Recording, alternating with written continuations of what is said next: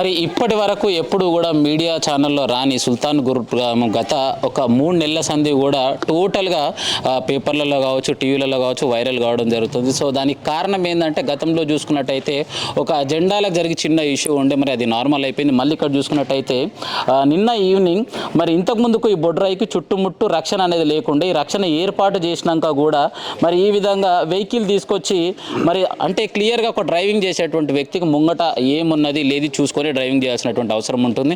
అయినా కూడా మరి కావాలని యాక్సిడెంట్ చేసిర్రా, మరి కాన్ రాక్ యాక్సిడెంట్ చేసిరా, ఏం చేసినా కూడా ఇష్యూ అనేది గ్రామస్తులందరూ తన ఆవేదన వ్యక్తం చేయడం జరిగింది. మరి ఇంతకీ ఏం జరిగింది అనేది గ్రామస్తుల మాటల్లోనే మరి గ్రామానికి సంబంధించి మాజీ సర్పంచ్ అయినటువంటి జగన్ రెడ్డి గారు మనతో పాటు ఉన్నారు. అన్న నమస్తేనే. నమస్కారం. చెప్పాలి అన్న, ఇంతకీ ఏమైంది, ఎందు గురించి మీ గ్రామం ప్రతిరోజు మరి టీవీలలో పేపర్లలో రావాల్సినటువంటి అవకాశం వస్తుంది? ఏం లేదు, గతంలో ఇక్కడ సుల్తాన్పూర్లోనని నవాబ్కు సంబంధించిన ఒక ఇల్లు, ఒక మస్జిద్ ఉండేను. అది సయ్యద్ అసీం హుసేన్ గారు అని చెప్పేసి ఈ గ్రామానికి చెందిన మల్లాపూర్ కానీ సుల్తాన్పూర్ రెవెన్యూకి సంబంధించినప్పుడు నవాబ్ గారి ఆధీనంలో ఈ గ్రామాలు ఉంటుండే. తదుపరి కార్యక్రమంలో ఏమైంది, నవాబు గారికి 2 భార్యలు, ఒక భార్యనేమో నాంపల్లిలు ఉంటుండే, ఒక భార్యనేమో ఇక్కడ ఉంటుండే. ఇక్కడ వాళ్ళ దొరసాని అందరు పిలిచారు, మేము అందరం ఆమె పేరు అయితే మనకి అందరం దొరసానమ్మ అంటే దొరసానమ్మ అని అనుకుందాము. తర్వాత వాళ్ళ కొడుకు మహబూద్ పాషా అని ఉండే. మహబూద్ పాషా కానీ ఇక్కడే కొన్ని సంవత్సరాలు సంసారం చేసిండు, వాళ్ళ అమ్మ ఇక్కడనే ఉండే. వాళ్ళకు పాడిశీలలో వాళ్ళ అత్తగారు ఇచ్చిన పొలం ఉంటే అక్కడ ఇల్లు కట్టుకుని అప్పుడప్పుడు వస్తుండే పోతుండే. వెనకాల పొలం ఆయనదే ఉండే, మహబూద్ పాషేది. ల్యాండ్ అంతా అమ్ముకున్న తర్వాత ఇక్కడ నుంచి వెళ్ళిపోవడం జరిగింది. దాన్ని చాలా సంవత్సరాలు కింద అట్లనే ఉండే మస్జిద్ దాన్ని మకానందం. మేము అప్పటి నుంచి మసీద్ అని ఎప్పుడు అనలేదు, మకానందము. చిన్నప్పటి సందిగా ఏడుకోయినంటే అప్పుడు టీవీని వీళ్ళింటినే పెడుతుండే. మేము అందరం కలిసి ఏడుకోయినామంటే మకాన్లో టీవీ చూసి వచ్చినాం అంటూ మకానందము. సో అప్పట్లో ఎవరింట్లో టీవీలు ఉండకపో అప్పుడు ఇలా నవాబ్ ఇంట్లో మహబూద్ పాషా ఇంటుంటేనే దాన్ని అందరం అప్పుడు మా మకానందము. మకాన్లకు పోతుంటే వస్తుంటే తర్వాత వాళ్ళు చాలా సంవత్సరాలు అయింది వెళ్ళిపోయి ఇక్కడ నుంచి లేరిగిన. ఇక లేరిపోయి కొన్ని సంవత్సరాల తర్వాత ఏమైందంటే ఇక్కడ ఉన్న కొంతమంది కాలనీ వాస్తులు కానీ అక్కడ నుంచి బయటికి నుంచి వచ్చిన కొంతమంది మిత్రులు, ఎక్కడి నుంచో ముస్లిం మిత్రులు అంతా వచ్చారు. మస్జిద్ సాఫ్ చేసుకొని మంచిగా ప్రేయర్ చేసుకుంటారు. మాకిన సంతోషం అనిపించింది. వాళ్ళు ప్రేయర్ చేసుకుంటారు, మంచిగానే ఉండే. మైకులు సౌండ్ కానీ పెద్దగా పెట్టకపోతుండే. మనకు చెప్పినట్టు వాళ్ళు ఇక్కడనే కాలనీలు ఉంటుండే. వాళ్ళు కాలనీ సుల్తాన్పూర్ టౌన్షిప్లో ఉంటుండే. వచ్చి మంచిగానే నమాజ్ చేసుకుందరు, బాగానే ఉంటుండే. మాతో అంత ఫ్రెండ్లీగా ఉందరు, ఇప్పటికైనా ఫ్రెండ్లీగానే ఉన్నారు. ఎట్లాంటి విభేదాలు ఏం లేవు. కాకపోతే ఒక 2 సంవత్సరాల క్రితం ఇక్కడ ఒక మదర్సా అనే ఒక వ్యవస్థను తీసుకొచ్చి పెట్టడం జరిగింది. ఆ మదర్సా ఉన్నప్పుడు ఎలాంటి ప్రాబ్లం లేదు, హ్యాపీగా ఉన్నాం, మంచిగా కలిసి కట్టుకున్నాం. తర్వాత ఒక 2 సంవత్సరాల క్రితం ఏమైంది, ఇక్కడ ఒక మదర్సా అనే ఒక వ్యవస్థని ఒక ప్రైవేట్ వ్యక్తులు తీసుకొచ్చి పెట్టడం జరిగింది. దీంట్లో కారణం ఏంటంటే ఈ మహబూద్ పాషా కొడుకు సబేర్ ఖాన్ అని ఉంటాడు. ఆ సబేర్ ఖాను ప్లస్ ఇక్కడ ఉన్న ఒక ఆయన రఫీ అనే వ్యక్తులు వీళ్ళిద్దరు కలిసి ఏం చేసిరంటే ఒక వ్యవస్థని తీసుకొచ్చి అందులో పెట్టడం జరిగింది. వీళ్ళు ఏం ఊహించుకోరంటే ఈ ఒక మదర్సాని పెడితే వాళ్ళు సెల్ఫిస్ట్గా ఏం ఊహించుకున్నారో ఏం తెలిసిండ్రో అది వాళ్ళ ఇంటర్నల్ విషయం. అది మేము వీఆర్ నాట్ ఇంటర్ఫైరింగ్, మేము వాళ్ళకి ఇంటర్ఫైర్ కాలేము. తర్వాత వాళ్ళు పోట్లాట చేసుకుని జరిగింది. ఈ ఇష్యూని పెద్దగా చేసారు. పెద్ద చేసిన తర్వాత కానీ ఇంకొకటి ఏమవుతుందంటే అప్పుడు 10 మంది 20 మంది చిన్నపిల్లలు ఉన్నారు కదా, ఎక్కడెక్కడికైనా వచ్చి ఇక్కడ మేము నేర్చుకుంటున్నామంటే మేము గిన అంత గ్రామస్తులందరికీ లైట్గా తీసుకున్నాం, ఫోన్లే గరీబ్ పిల్లలని అనుకున్నాం. అట్లా దాన్ని ఏం చేసారు, ఇలా 150 మందికి స్ట్రెంత్ని పెంచడం జరిగింది. వాళ్ళు ఏమవుతుందంటే వాళ్ళు మామూలుగా వాళ్ళు చదువుతుంటారు కదా, చదువుతున్న సమయంలో ఈ చుట్టుపక్కల గ్రామంలో ఉన్న ఇండ్ల వాళ్ళకి అందరికీ రోజు డిస్టర్బెన్స్, రాత్రి 1-2 అవుతుంది, ఇట్లా జరగడం జరుగుతుంది. మేము ఏం చేసినామంటే ఒక 6-4 ఒక సుమారుగా ఒక 5-6 నెలల సంది ఇక మేము కలిసి వాళ్ళకి చెప్పడం జరిగింది. బాగుండదు ఇట్లా, ఇది మొత్తం చుట్టుముట్టు అంతా హిందూ కమ్యూనిటీ ఉన్నది కాబట్టి చాలామందికి ఇబ్బందులు జరుగుతున్నాయి అని చెప్పేసి వాళ్ళ మత పెద్దలతోని వాళ్ళతోని లీడర్లతో అందరితో మాట్లాడిన వాళ్ళకిన సానుకూలంగా మాట్లాడారు. దీనికి నుంచి తీసడానికి ప్రయత్నం చేస్తామని చెప్పి 2 నెలల నుంచి పూర్తి స్థాయిలో దీన్ని బాగా అక్కడ వాళ్ళు కానీ మనం కానీ చాలా పెద్ద ఎత్తున దీన్ని వాళ్ళకు వేరే దగ్గర జాగ్ ఇప్పిస్తామని చెప్పినాము. వేరే ఇప్పుడు అన్ఎక్స్పెక్టెడ్గా మేము పోతే అక్కడ మాకు ఉండడానికి లేదు అని అంటే 3 లక్షలు కిరాయి ఇస్తాము, 1 ఇయర్ లోపల బిల్డింగ్ కట్టుకుంటారు కదా, బిల్డింగ్ కట్టుకున్నంత వరకు కిరాయి ఇస్తాము 3 లక్షల రూపాయలు అని చెప్పేసి నేను కానీ వైస్ చైర్మన్ నరసింహారెడ్డి గారు కానీ నేను మాధవ్ రెడ్డి ఇంకా గ్రామస్తులు పెద్దలు అందరికీ చాలాసార్లు మాట్లాడడం జరిగింది. దానికి ఒప్పుకున్నారు. ఈ వారంలో తీసేస్తాం 10 రోజుల్లో తీసేస్తామని చెప్పేసి మా ఆఫీస్ దగ్గర 3 సార్లు మీటింగ్ పెట్టడం జరిగింది మా ఆఫీస్లో.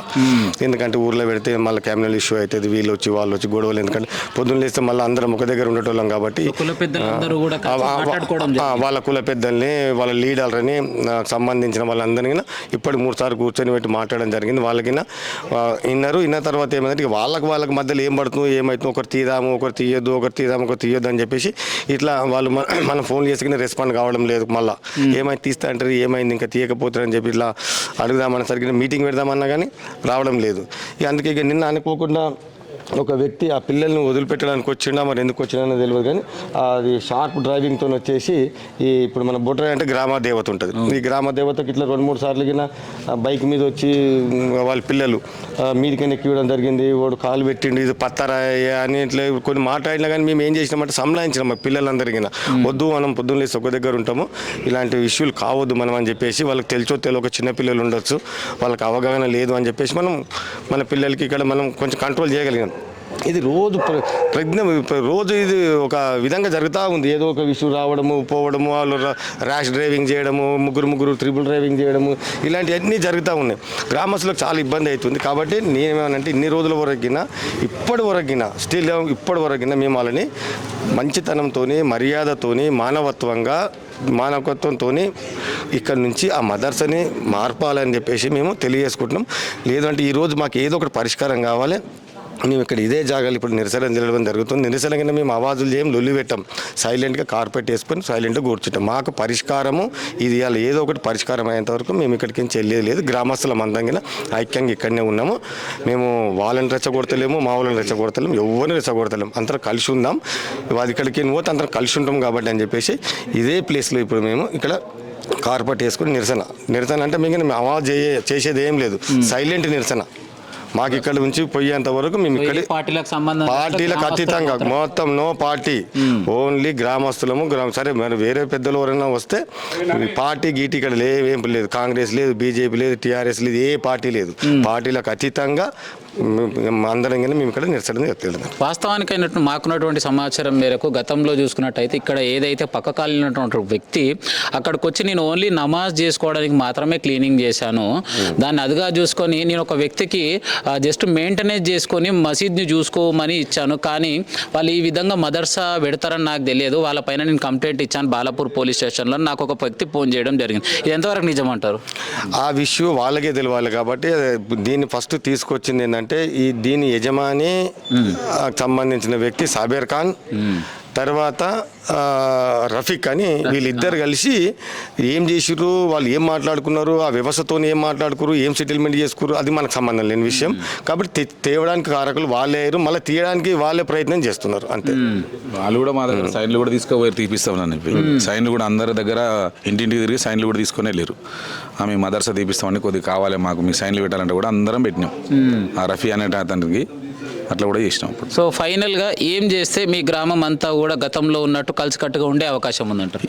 ఏం చేసేది ఏం లేదు. ఇప్పుడు మస్జిద్ గురించి మేము ఎవరం అడగట్లేదు. ఇక్కడ జరిగేదాని గురించి ఏంటంటే డిస్టర్బ్ జరుగుతుంది. మదర్సా గురించే, ఓన్లీ ఫర్ మదర్సా కూడా వాళ్ళు డైలీ చేసుకున్నా ఇంకా ఒకటే నైట్లో 12-1 గంట వరకు పిల్లలు చదువుకోకుండా నిద్రపోనియకుండా పక్కలకు లొల్లి నడుతున్నది. దానివల్ల ఇబ్బంది పడుతున్నారు అందరూ. వాస్తవానికి అయితే వాళ్ళు అబ్జెక్షన్ చేస్తున్నది ఎందుకు, వాళ్ళు వినాయకుని పెట్టుకున్నప్పుడు అన్ని సౌండ్స్ పెట్టినా కూడా మేము ఎలాంటి అబ్జెక్షన్ చేయలేదు, మేము పెట్టుకుంటే అంత ప్రాబ్లం ఏమవుతుంది, కావాలని చేస్తున్నారంట. మీరేమంటారు మరి? ఇక కావాలని ఎవరు చేస్తలేరు, ఆయన వాళ్ళు అనుకున్నట్టు అట్లా. కానీ మా ఓన్లీ ఫర్ శుక్రవారం రోజే పెడతాప్పుడు చెప్తాం, నమాజ్ చేసేటప్పుడు కూడా ప్రతిరోజు నమాజ్ చేస్తే కొద్దిగా సౌండ్ తక్కువ పెట్టమంటే ఇంతకుముందు పెట్టేవాళ్ళు. ఇప్పుడు వేరే వాళ్ళు మారారు కాబట్టి వీళ్ళు కావాలని జర చేస్తున్నారు అంతే. సో ఫైనల్గా ఏదేమైనా శాంతియుతంగా ధర్నా నిర్వహిస్తాం. ఎస్ తప్పకుండా శాంతియుతంగానే మా ధర్నా, శాంతియుతంగానే మేము నిరసన తెలియజేస్తాం తప్ప మేము ఎక్కడ కానీ లొల్లి కానీ పంచాయతీలకు కానీ పోము. ఇవాళ దీని విషయంలో ఇవాళ ఏదో ఒకటి పరిష్కారం అయ్యేంత వరకు మా గ్రామస్తులంతా కానీ మేము ఇక్కడనే ఉంటాం, ఇదే రోడ్లో కూర్చుంటాం, శాంతియుతంగా నిరసన తెలియజేస్తాం. ఉంటుంది. ఇంకా ఇక ఇది ఎంత హీనమైన చర్యను ఇక మీరు ఆలోచన చేయాలి దీన్ని. సంవత్సరానికి 10 రోజులు పెట్టుకున్న దాన్ని క్వశ్చన్ చేస్తున్నాడు, రోజు 4 గంటలకు పెట్టి వందలేళ్ళ సంది ఉన్న ఊళ్ళను క్వశ్చన్ చేస్తున్నాడు. నిన్నొచ్చి వాడు అన్ని దాలు పెట్టుకుంటూ వానికి స్వతంత్రమైంది, వీనికేం వాడు క్వశ్చన్ చేసేంత ఇది అయిపోయింది. మరి మీ స్థానికంగా ఉన్నటువంటి ఎమ్మెల్యే గారి దృష్టికి ఎప్పుడైనా తీసుకెళ్ళిరా? ఇక తీసుకుపోయారు, మా పిల్లలు ఉన్నారు కదా, లీడర్లు ఉన్నారు మా పిల్లలు, ఇక వాళ్ళ దృష్టికి తీసుకుపోయారు. అన్ని తెలిసే ఉంటారు వాళ్ళు, బయటికి కనిపించారు కానీ లోపడంగా అన్ని తెలిసే ఉంటాయి, తెలియకుండా ఎవరు లేరు. ఇక వాళ్ళ ఇష్టాలు వాళ్ళు ఏముందో వాళ్ళకి ఓట్లు కావాలి. ఊళ్ళో ప్రజలు గంగలు పోతే ఎట్లా పోతే వాళ్ళకి ఓట్లు రావాలి అంతే. సో ఫైనల్ గా ఏం చేస్తే మీకు న్యాయం జరుగుతుంది? ఏంది మదర్సా ఇక్కడ పెట్టొద్దు సార్, మదర్సా పెట్టొద్దు. ఇంతకుముందు ఎట్లున్నాం అట్లా కలిసి ఉంటాము. ఇప్పుడు ఈ ఊరు ముస్లిం ఆయన ఎవడైనా ఊళ్ళో పుట్టినట్టు ఉంటే ఇల్లు కట్టుకోమని ఉండమను. కానీ ఎక్కడెక్కడ వచ్చి మరి ఇల్లు కూడా లేదు వాళ్ళకు, ఎక్కడో ఉండి ఎన్నో ఉంటారు. ఎక్కడ పిల్లలు తెచ్చి హాస్టల్ పెట్టి మదర్సా పెట్టి లక్షల కొద్ది ఫీజులు వసూలు చేసుకొని వాళ్ళు ఇక్కడ బిజినెస్ చేసి మళ్ళీ మతపాధికంగా వీళ్ళు బీజేపీ వాళ్ళు, వాళ్ళు హిందువులు అని దాన్ని దురుద్దేశం బురద చల్లడం ఎంతవరకు న్యాయం కాదు. ఊళ్ళు ఉన్న ఊరన్నతో అన్ని పార్టీలు ఉంటాయి, ఈ పార్టీని ఆ పార్టీని విడదీసి వీళ్ళే బురద చల్లుతారు అంటే ఇది దౌర్భాగ్యమైన విషయం. మరి ఈ ఇష్యూపై ఏమైనా బాలాపూర్ పోలీస్ స్టేషన్లో మీరు కంప్లైంట్ చేయడం జరిగింది? మా వాళ్ళు చెప్పారు వాళ్ళు కూడా అప్పుడు నిగ్రహం చేస్తూనే ఉన్నారు, గొడవ జరగకుండా ఉంటున్నారు. కానీ ఇక ఇది పెద్దల సమక్షంలో మాట్లాడాలంటే ఏముంది, వాళ్ళని తీసుకుపోయి ఒక ఎంఆర్ఓ గారు బయట ఇంత జాగా చూపించి వెళ్ళిపోతే వాళ్ళంతా వాళ్ళు ఊరంతలో ఊరు ఉంటుంది, ఉండదు, ఏ టెన్షన్ ఉండదు, ఏం ఉండదు. ఇప్పుడు ఆడపిల్లలు రాత్రిపూట బయటికి వెళ్ళాలి, కాలేజీలకు పోస్తారు, చీకట్లకు పిల్లలు ఇట్లా తెలందాక పొందాక వస్తారు, ఉచ్చలకు వస్తారు, ఊస్తారు, బండ్లు గుద్దుతారు. వాటికి ఆ బొడ్రాయి అంటే కులదేవత, ఊరు దేవత, వెనకటి నుంచి గ్రామ దేవత. అటువంటి దేవతకు సెక్యూరిటీ లేదంటే పైపులు పిల్లర్లు పెట్టినా కూడా వీటిని గుద్దుతున్నారు అంటే ఇంతకంటే అరాచకం ఏముంటుంది. రేపు ఒక ఆడ మనిషి ఉంటుంది, భుజం తలిగించుకోదు ఏమంటే మళ్ళీ పంచాయతీ చేస్తారు. అట్లా కూడా తయారవుతారు ఈ కొడుకులు. ఇవాళ ఏమంటే ఇవాళ ఒక్కటి రాయి ఇస్తాం ఇనుప పైపు అనుకుంటాం, రేపు ఆడ మనిషి కాలేజీకి వెళ్ళి వస్తుంటుంది, అమ్మాయి ఏదో చీకట్ల పని మీద ఒక ఇంటికి వెళ్ళి ఇంకో ఇంటికి వస్తుంటుంది. అప్పుడు లేని వాళ్ళు మాట్లాడతారు, చిల్లర మాట్లాడి ఏదో చేస్తారు. అప్పుడు ఏమనంటే పంచాయతీ అయితే. అందుకని వాళ్ళు ఈ ఊరోడు కూడా కాదు, ఊరోడు అయితే ఇల్లు కట్టుకొని ఉండమని, ఈ ఊర్లో పెట్టినోడు అయితే కూడా ఉంటే ఎక్కడో బిజినెస్ చేసుకుంటే బయట చేసుకోమని, ఈ ఊళ్ళకి రావద్దు. దాన్ని మళ్ళీ ఈ విధంగా లేని పొద్దు ప్రాబ్లం మదర్సా అనేది ఒక బిజినెస్ ఫైట్. అదే వాళ్ళకి అక్కడ నుంచి వచ్చే డబ్బులు ఏమో వస్తున్నట్టునే వాళ్ళ షేర్ అమౌంట్లకు దానికి ఇబ్బంది పడుతున్నారు. ఇప్పుడు ఈ లోకల్ ఎమ్మెల్యే కూడా నిన్న పక్కకు జరిగింది ఇష్యూ జరుగుతున్నా కానీ కూడా ఇక్కడ వచ్చి కొంచెం ఇప్పటి వరకు ఇంకా రాలేదు. మరి ఇప్పుడు వస్తుందో ఇప్పుడు ఇదైతున్న ఇష్యూ అయితే రాలేదు. నిన్న ఇక్కడెక్కడ వస్తున్నట్టు మరి ఇక్కడైతే వచ్చి ఆమె దృష్టికి పోతే ఇప్పటివరకు ఎప్పుడో కథం చేయాలి, మరి అంత పట్టించుకోలేదని నేను అనుకుంటున్నాను. పోయిందా పోలేదా నాకైతే తెలియదు, కానీ ఇప్పటివరకు అయితే సాల్వ్ అయితే కాలేదు అని నా దృష్టిలో. సో రైట్, ఏదేమైనా కూడా మా గ్రామంలో ఇప్పటి వరకు ఎలాంటి కొట్లాట అనే ఛాన్సే లేదు. ఇప్పటి వరకు వాళ్ళు ఒక 2 ఏళ్ల సంది వాళ్ళు నమాజ్ చేసుకొని వెళ్తే మేము ఎలాంటి అబ్జెక్షన్ చేయలేదు. కానీ ఏదైతే ఈ మదర్సా ఏర్పాటు చేసినాక ఉన్నటువంటి శబ్దాలు కావచ్చు, ఈ పిల్లల డిస్టర్బెన్స్ కావచ్చు, ఇవన్నీ ఎక్కువ కావడంతో ఈ ప్రాబ్లమ్స్ అన్నీ కూడా ఇష్యూ అవుతున్నాయి. ఈ మదర్సాకి సంబంధించి ఇష్యూ నార్మల్ అయ్యే వరకు, ఇష్యూని క్లియర్ చేసే వరకు గ్రామస్తులందరూ కూడా ఇక్కడ క్లియర్గా చూడొచ్చు, ఆల్రెడీ మ్యాట్ కూడా వేసుకోవడం జరిగింది. ఏ పార్టీ నాయకులతోటి మాకు సంబంధం లేకుండా, ఏ పార్టీ అంటే బీఆర్ఎస్ కావచ్చు, కాంగ్రెస్ కావచ్చు, బీజేపీ కావచ్చు, ఈ పార్టీలందరితో మాకు సంబంధం లేకుండా గ్రామస్తులందరం కలిసికట్టుగా ఇక్కడ శాంతియుతంగా నిరసన వ్యక్తం చేసి మా ప్రాబ్లం మేము నార్మల్ చేసుకుంటామని చెప్పేసి మనతో పాటు తెలియజేయడం జరిగింది.